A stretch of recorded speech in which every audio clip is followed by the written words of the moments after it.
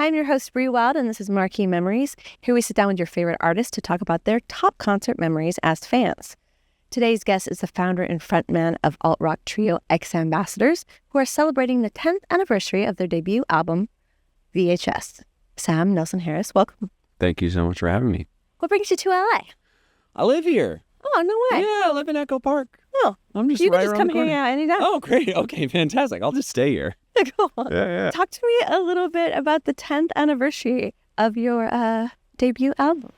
I mean, God, it's just blown by. It's so insane. I can't believe it's been 10 years. A combination of the pandemic and then also like entering my 30s in the pandemic. My sense of time now, I think in your Totally 30s, warped. time starts to work in a very weird way where it's like all of a sudden things move very quickly, yet you start to get that sense of Groundhog's Day a little bit. Like, I'm still here.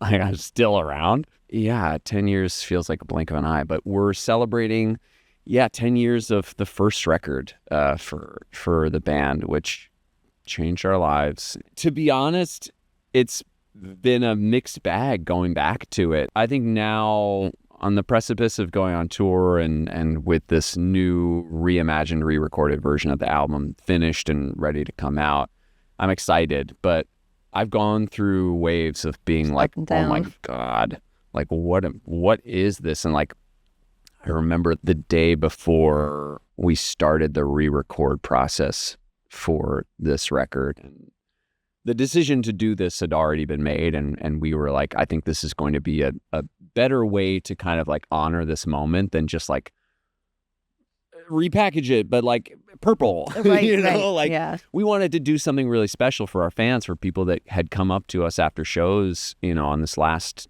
tour for our last record, Townie, and told us again and again, like how much VHS meant to them, to do something special for them. But the night before we started recording, I like took a walk and I listened to that first record again, and I was like, I fucking hate this. I hate every single song on this. I hate myself. I'm a terrible songwriter. I can't believe anybody ever like bought this, or like I am such a fraud and such a phony, and like I was just awful, existential. And then the next day got together with everybody and we just kind of like started doing it, and I was able to slowly start to like see that 26-year-old kid who made that record and kind of give him a little bit of a hug and be like, hey, listen, like I see this like earnest, You're all right. young man. You're all right.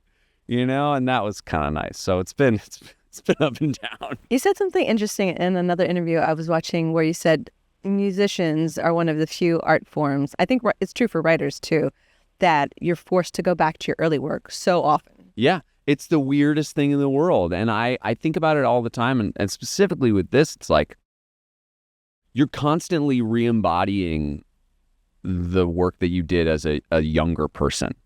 Like I just went to a screening of Taxi Driver with my wife, and De Niro's not like playing Travis Bickle again, saying the same lines again as like a 80-year-old man. It's encapsulated and it's already done. He did it, but when I'm 80, I might be on stage being like, hey. It's like singing the same song that I wrote when I was 25, 24.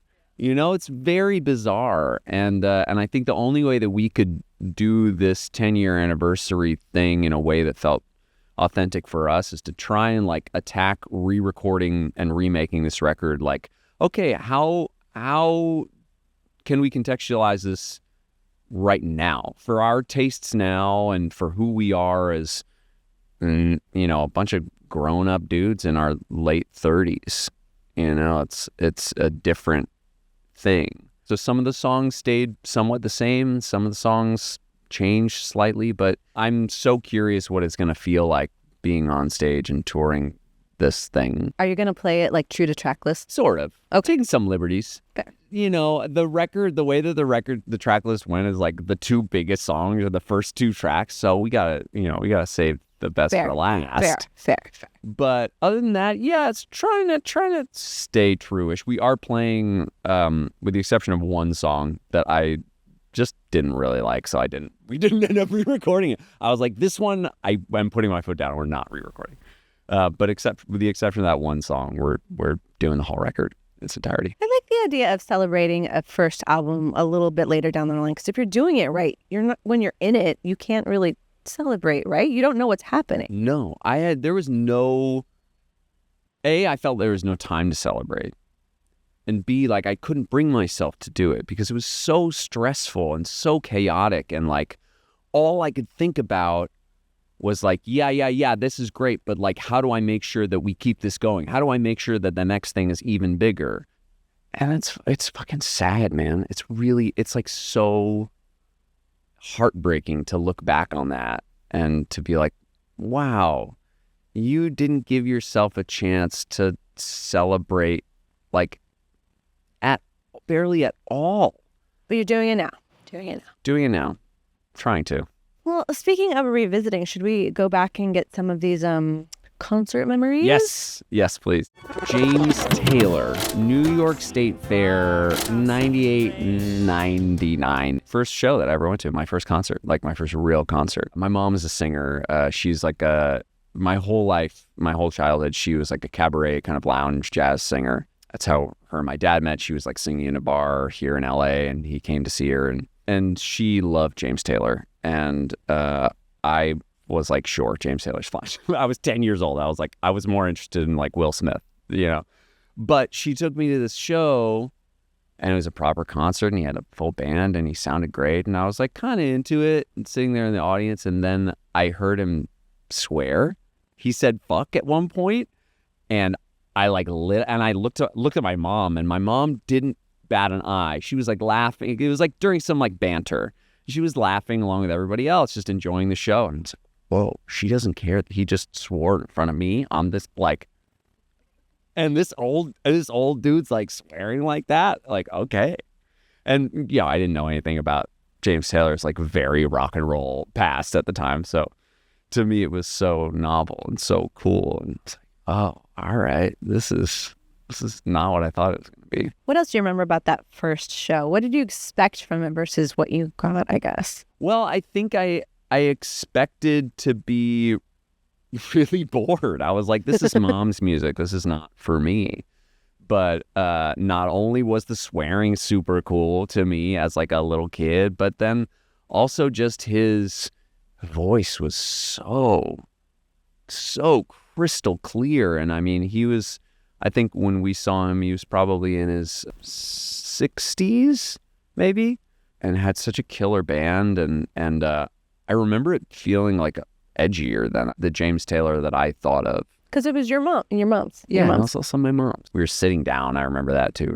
It was like seated, so it's also kind of. I was like, this is weird, but whatever. You're like, where's the mosh pit? Yeah, I know. Where's the pit? Open up the pit, James. Did you like James Taylor after that? Did you grow to become a fan? Yeah, Fire and Rain is still a song that, like, every time I am trying out a new acoustic guitar, I'll play Fire and Rain on it. I just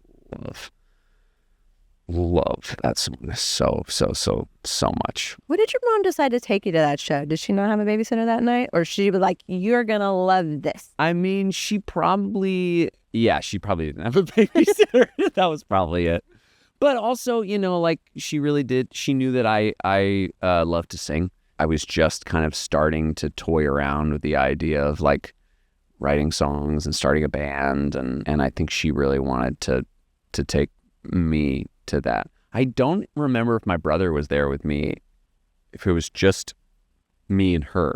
It may have been just me and her, too, which also could have been totally a reason to be like, you know, I want to do something with just me and Sam. My mom had spent a lot of time with my brother because my brother was like the rebel and the problem child. And also he had a disability. I mean, he's blind. So like she had to, you know, pay a lot more attention to him than me oftentimes. And I was like good with that. I was like, no, it's good, Ma. You got your hands full. Like, I'm good over here. So I think that she, whenever she could, she would take the opportunities to be like, okay, Sammy, just you and me. This is you and me. This is our time. Did you go to any other shows with your mom?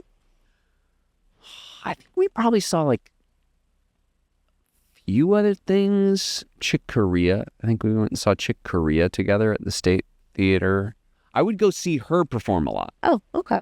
I would go to her shows. So she would perform a lot locally at like little clubs, or like there's a local regional theater called the Hangar Theater in Ithaca where every once in a while they'd have like a cabaret night and she'd perform there. She'd perform at like benefits, or, me and my brother would oftentimes have to tag along because she either couldn't get a sitter or like, or we'd want to also like want to go there and support her, and she'd want to see us out there. So we'd help like, carry her bag of like mic cables and little PA speakers into the venue and stuff. Did you start singing because your mom was singing?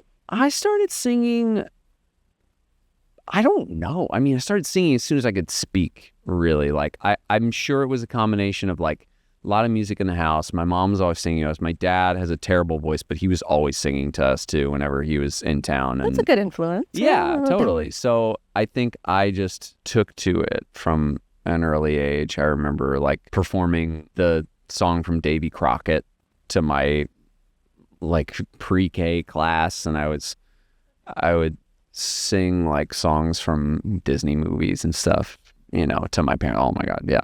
Oh, those sing-alongs we had with me and my friend were epic. We had like the VHS of just the Disney songs. Oh. Yeah.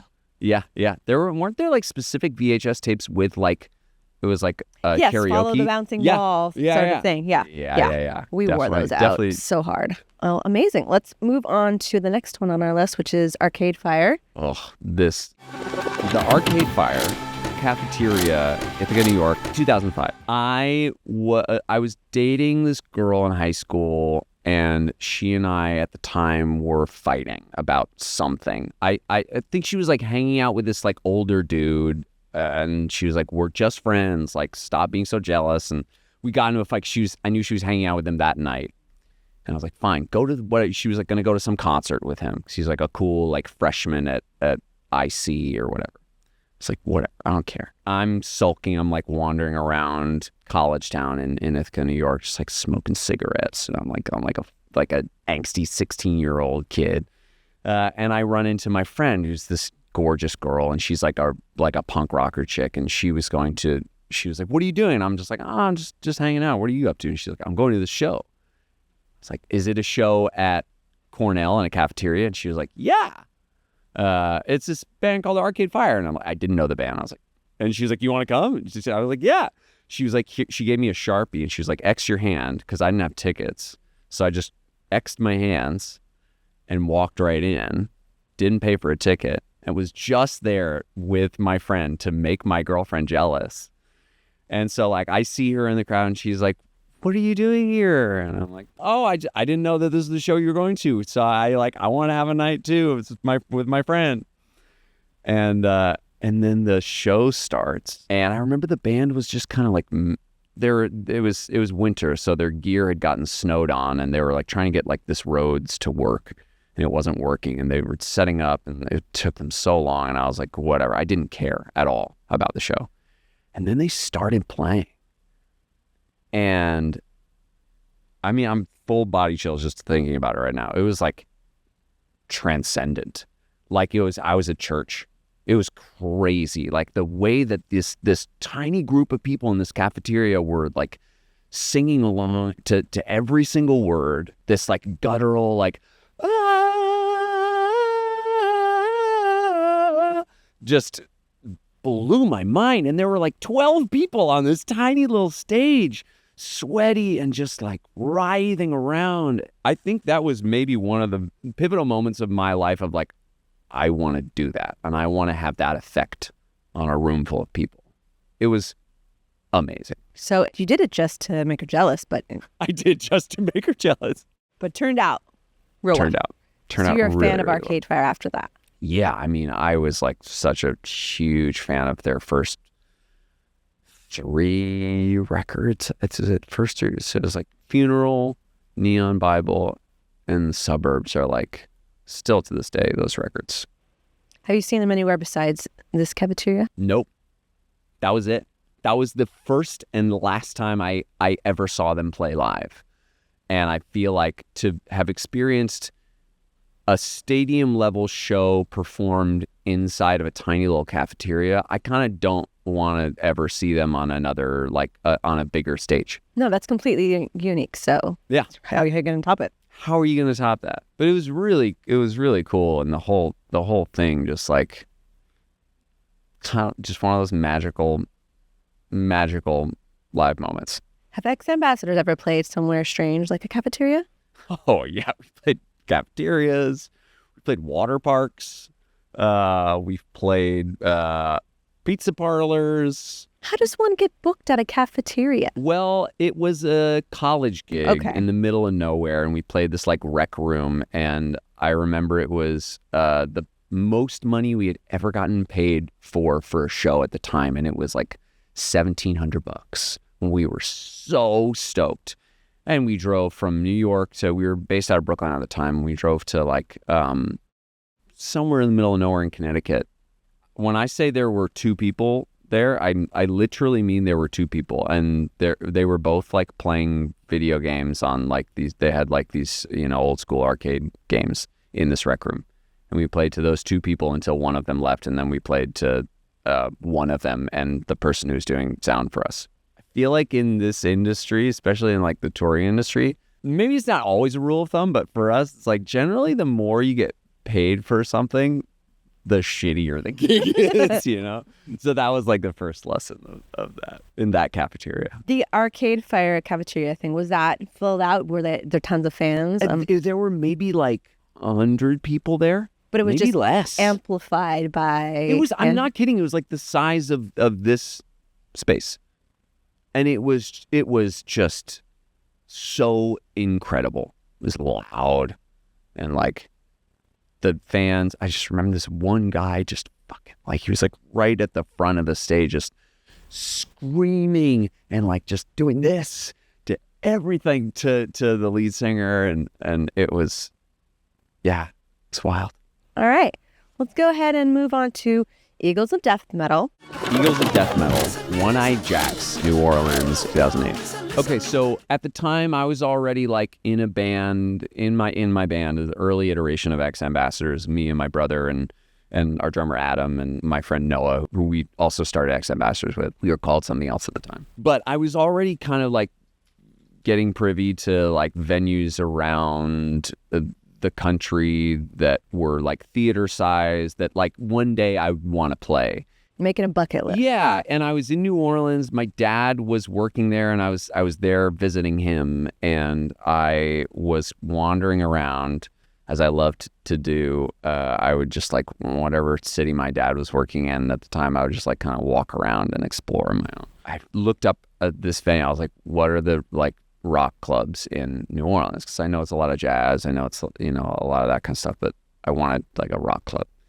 And I found this one, and I saw that Eagles of Death Metal were playing there, and I was a huge Eagles of Death Metal fan. That first record, it's like Peace, Love, and Death Metal, I think is the name of the band. Josh Homme played drums on it. So good. Anyways, I was obsessed with them. I saw they were playing, and I was like, I just want to like go down and like maybe I'll catch a glimpse of the band loading in or something. And I'm outside, and Jesse, the lead singer, is hanging outside the venue smoking a cigarette. And I muster up the courage, and I walk up to him, and I'm like, hey man, I just wanted to say I'm a big fan. I'm a huge fan. I love you guys' music. And he was so friendly. He was like, oh, thank you, brother. Like, you come to the show later? And I was like, no, I don't have any tickets. And he was like, I'll put you on the list. Coolest I've ever felt in my entire life. I was like, Dad, I'm going to this show. I'm on the list for the Eagles of Death Metal. He's like, I have no idea who that is, but have fun. I show up, give my name at the door, and they let me right in. And I watched that whole set and just mesmerized. They put on such an electrifying show. So crazy. So crazy. I also haven't seen them since. These are all one-offs. All one-offs. All one-offs. All one and dones. What do you like about Eagles of Death Metal? I mean, I just thought they were so fun and sexy, and like he was like this kind of like, guy in his 40s with a big old mustache, and he's singing in this like very effeminate falsetto over this like really grimy electric guitar. It was like, it also felt punk and felt like sloppy, and propelled like forward by something, like their tempos are all over the place, and like, but there's just like this engine kind of pushing them forward. And I loved that sound. And also like that whole experience of showing up and having the lead singer of the band like talk to some random kid and like put him on the guest list. I've now been able to do that a couple times for people too who've like, we're in town and we're, I've been at the gym and someone like has come up to me and like, are you the guy from the band? I know you're playing tonight. And I was like, oh, you come to the show? And they're like, no, I wasn't able to get tickets. And then you make it happen. Yeah, and then I can make it happen for them. And it's cool. It's so cool to be able to now be in the position. But I remember also feeling like the second I get the opportunity to do that for somebody, I'm going to do that, because the way I feel right now is like I'm untouchable. Irreplaceable sort of memory. Yeah. Was that a mosh pit situation?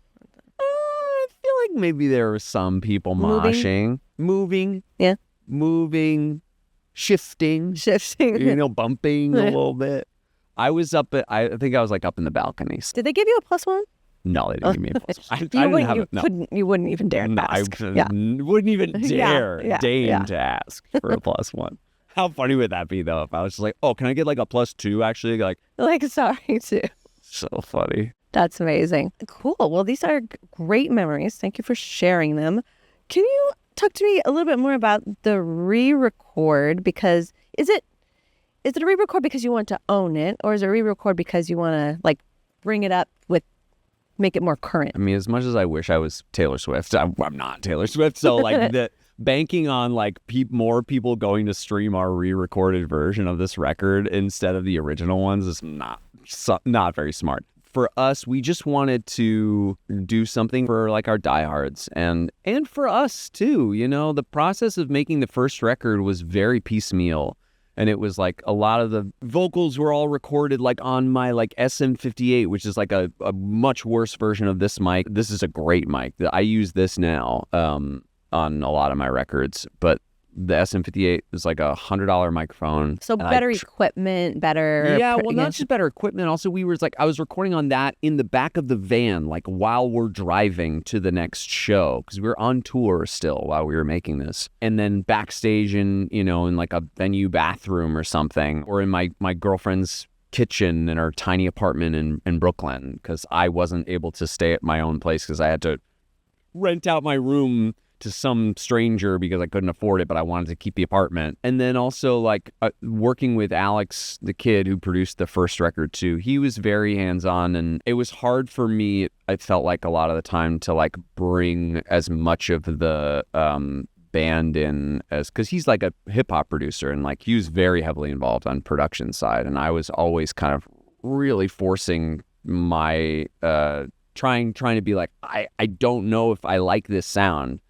And it was kind of like, well, this is how we're going to do it. I mean, ultimately, the record turned out great and a lot of people loved it. But I think at the time, I didn't feel so empowered. This time around, making a record ourselves, remaking it ourselves, and making the choices that we collectively as a band would have made, like sonically, was really cool. And that felt really, really good. It was a nice way to kind of like take ownership of it again. You're going out on a tour for this.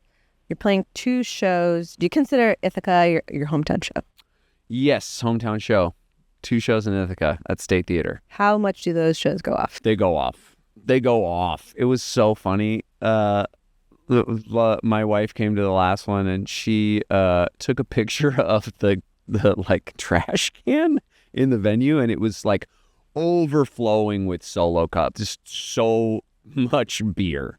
People drink so much in upstate New York or in Western New York where I'm from, period. But like at these shows, she was like, wow, I forgot. Your schedule is pretty packed, but are there any shows you're looking forward to going to coming up, or is there any bands you would like to catch? Man, I'm trying to go see 9 Inch Nails on this tour. I also, one of my favorite bands I've ever seen live. I'd seen them at a festival, and that was just so cool. I remember like the stage was so smoky. All they had were lights and just like a ton of smoke. And these silhouettes just walk out on stage, and Trent is just like a bulldog. He was so jacked. Yeah, I was transported. Their live shows so kick-ass, and it was very minimal at that time. And then I saw him at Palladium, and it was a bit more of a production. And they're known now for like these very elaborate productions. And Adam, our drummer, just saw their new show and said it was crazy. So I'm trying to see that. I just saw Chris Stapleton. Okay. My buddy Mike plays guitar for him. He got me and my wife tickets to that show, and I'm such a diehard Chris Stapleton fan. I'd like to see him on his own because he was opening for George Strait. What's your favorite venue here in LA? We just played the Fonda last year, Okay. and I really love the Fonda. Like, I think it sounds great. It feels really great. It feels intimate, but it feels big at the same time. As a fan, I feel like there's no bad place to stand in the Fonda because it's kind of got that gray, Yes. I also do love the Wiltern, and we're playing there next month, which I'm really excited about. And that venue always sounds so great. So great. Well, good luck on your tour. I hope it's amazing, and thanks for being here today. Thank you so much for having me.